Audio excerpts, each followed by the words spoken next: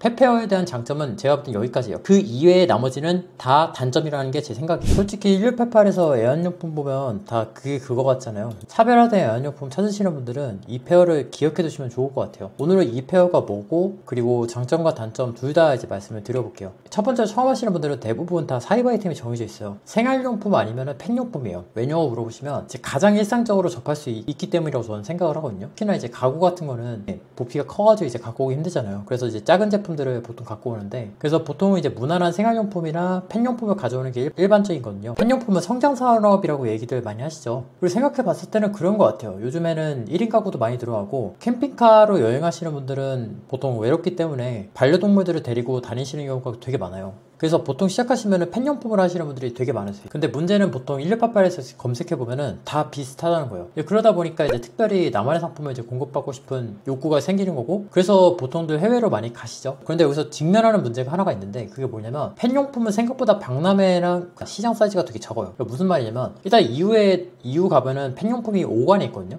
근데 저는 EU 시장에 만약에 펫을 보러 가신다면 굉장히 비추천드려요. 왜냐하면은 일단 규모 자체가 작아서 20분이면 다 돌아볼 수 있어요. 그리고 가보신 분은 아실 건데 EU 시장은 1관 쪽으로 갈수록 활발하고 5관 쪽으로 갈수록 활발하지가 않아요. 그러니까 가장 활발하지 않은 곳이 펫용품 쪽이라고 보시면 되고, 실제로 가보면은 활기 나는 경우가 거의 없어요. 신제품도 이제 거의 없다고 이제 보면 돼요. 매우 비추천하는 편이고 20분이면 진짜 다 돌 수 있는 정도예요. 그렇기 때문에 오늘 말씀드리는 이 박람회를 찾아오시는 분들이 많은데, 상해에서 열리는 펫페어거든요. 이런 분들 좀 계시는 분들 계실 거예요. 펫페어가 보물섬이다 그런 얘기를 하실 거라고 생각하실 것 같은데, 아닙니다. 이런 분들은 오히려 절대로 가시면 안 된다는 게 제 생각이고, 그리고 저는 약간 부정적인 입장이긴 해요. 펫페어에 대해서는. 왜 그런지에 대해서 이제 설명을 드릴게요. 일단 결론부터 먼저 말씀을 드릴게요. 저는 갈 필요가 없다는 게 제 생각이에요. 그런데 만약에 제가 말씀드리는 유형에 해당이 된다면 가셔도 된다는 게 제 생각이에요. 올해는 끝났으니까 내년이라면 가실 만한 거 고려해볼 만한 상황이라고 생각합니다. 일단 장점은 좀 명확해요. 펫페어라는 것 자체가 귀합니다. 이게 무슨 소리냐면, 제가 매달마다 지금 소규모 박람회를 다니고 있거든요. 많을 때는 한 달에 2번씩 나가요. 다니면서 제가 느꼈던 게 펫과 관련된 박람회가 많이 없어요. 그런데 그 중에서도 꽤 큰 규모로 이루어져 있는 게 바로 오늘 말씀드리는 게 상해에서 열리는 펫페어거든요. 그렇기 때문에 규모로 치면 굉장히 귀하고, 그리고 캔턴페어라든가 다른 곳도 반려동물 용품이 그렇게 메인을 이루는 곳이 없는데, 이거는 아예 그냥 메인으로 자리를 잡았기 때문에 귀하다고 말씀드리는 부분도 있어요. 참고로 펫페어 같은 경우는 지도가 이런 식으로 이제 되어 있는데, 이걸 하루 만에 다 보기에는 어려운 정도의 규모예요. 저는 걸음이 꽤 빠른 편인데 그런 사람이 걸어도 쉽지가 않아요. 거의 한 1.5일에서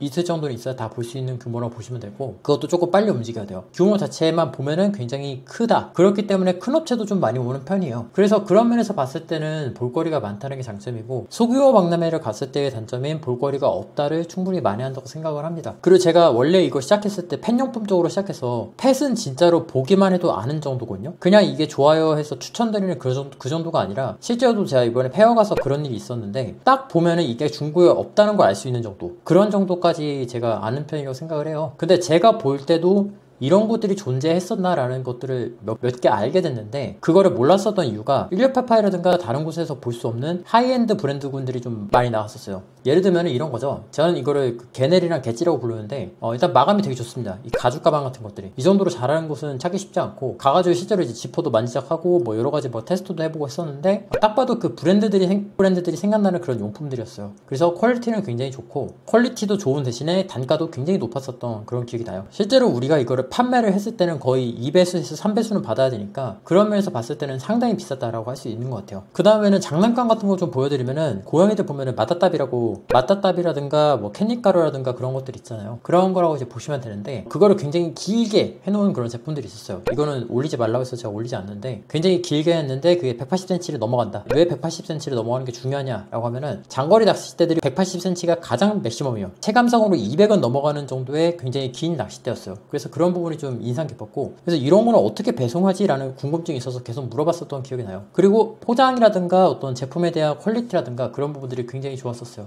이런 퀄리티 높은 제품군들이 존재를 해요.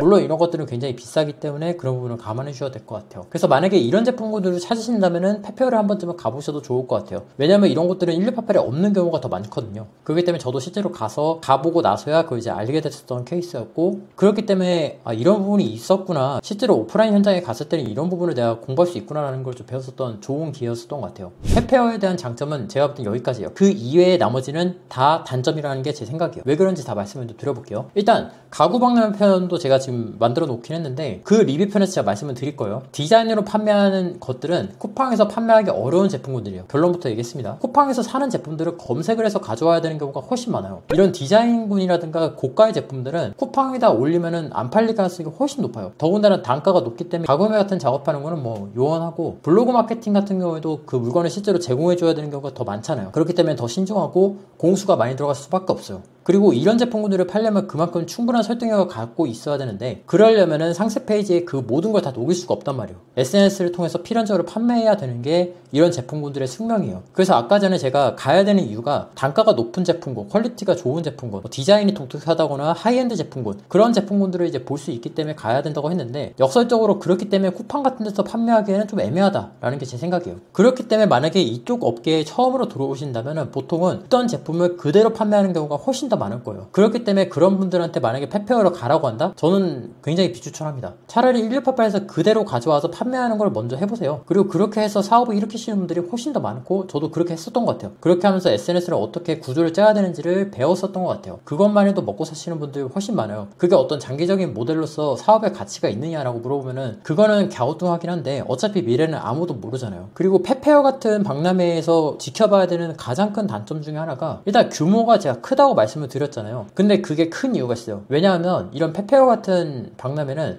소비자들을 위한 박람회의 성격이 더 강해요. 그렇기 때문에 필연적으로 간식과 사료 위주예요. 이게 무슨 소리냐면, 여기에 오는 사람들은 다 바이어라든가 어떤 셀러, 그러니까 물건을 공급받기 위해서 오는 사람들이 아니에요.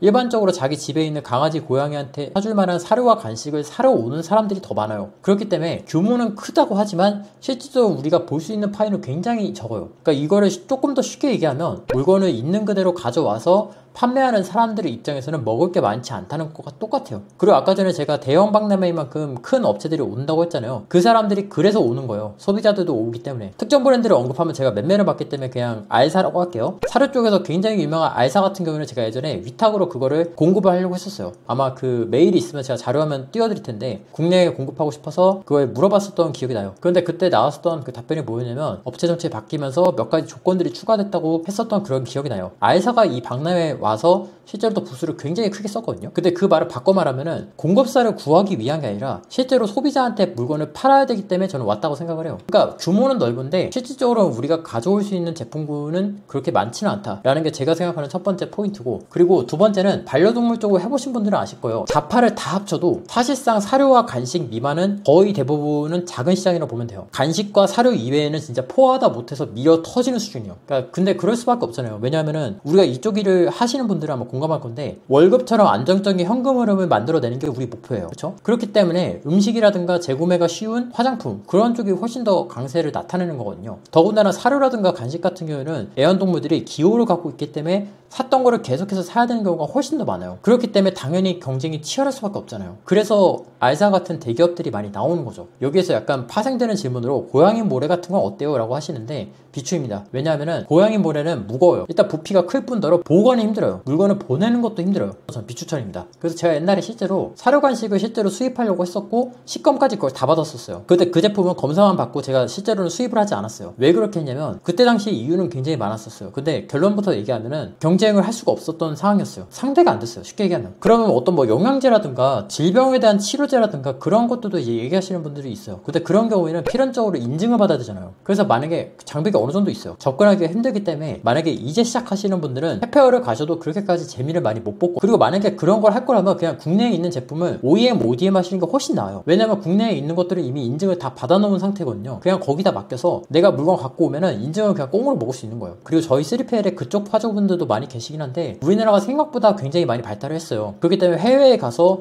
사료라든가 간식이라든가 어떤 특정 컨셉이 아니면은 굳이 거기까지 할 필요는 없다는 게 제 생각이긴 해요. 그러면 이런 질문이 있어. 그러면 너는 안 해? 라고 하면은 해요. 그거 어떻게 할 수 있냐면, 저도 국내에서 제조해서 간식을 지금 유통하고 있거든요. 간식을 유통하고 있으니까 알 수가 있는 거예요. 생각보다 그런 거 하시는 분들은 해외로 가지 마시고 국내에서 그냥 그거 OEM, ODM 하시라고 말씀을 드리고 싶어요. 그리고 아까 말씀드린 사료라든가 모래라든가 그런 것들은 부피는 크고 무게는 무거워서 택배로 보내고 운영하는 그 과정이 너무 힘들다. 그게 가장 큰 단점이기 때문에 차라리 하신다면 간식 같은 거 하시는 거 좀 추천드릴게요. 실제로 제가 했을 때도 간식을 안착시키려고 고생을 그때 많이 했었죠. 좀 여유가 되면 그런 거를 몇 개 더 해볼까 싶은데 지금은 좀 여유가 없긴 하네요. 그래서 결론적으로는 갖고 와서 판매하는 형태는 사실상 자파밖에 없어요. 우리가 할 수 있는 게. 근데 그게 얼마가 안 돼요. 그 규모를 보면은 어떤 자파라든가 장난감이라든가 그런 내용들이 있지만 실질적으로는 대부분이 다 이미 있던 제품들이에요. 경쟁력을 찾아보기가 어려운 제품이구나. 제가 느낄 때는. 이 페페어를 가는데 보통 한 2박 3일 정도, 그러니까 못해도 이제 70만원 정도 쓰실 텐데 그거는 조금 아깝다는 거죠. 그래서 나중에 그런 박람회 같은 거 찾으실 때는 제가 말씀드렸던 그 내용들 참고하셔가지고 일반 소비자도 오는지 바이어만 가는지 그거를 고려하셔서 그 전시회 규모를 한번 가늠해 보시면 좋을 것 같아요. 그리고 이건 약간 여담인데 한국에서 하는 그런 스타트업 하시는 분들도 좀 많이 왔었어요. 근데 이게 냉정하게 말하면은 솔직히 저희한테 도움이 되는 게 아니잖아요. 물론 그건 다 훌륭한 일이지만 직업적으로 우리한테 이게 도움이 되는 일이 아니잖아요. 왜냐면 우리 목적이 낮은 비용으로 가져올 수 있는 물건을 찾으러 간 거잖아요. 그렇기 때문에 그런 분들이 가시면은 시간이 아까울 거다 라고 이제 말씀을 드렸던 거예요. 결론적으로 페페어 자체는 저는 포지션 자체는 좀 귀하다고 생각해요. 이런 곳이 많지 않거든요. 그래서 만약에 SNS를 통한 이제 하이엔드 제품군 아니면은 뭐 인증받은 걸로 하겠다 하신다면 괜찮은 것 같아요. 근데 반대로 그 이외의 모든 경우 처음 하시거나 그대로 갖고 와서 판매하실 분 그런 분들한테는 좀 비추천하고요. 특히나 이제 도마뱀 같은 거 이제 기르시는 분들 그런 분들은 정말 비추천합니다. 거의 없어요.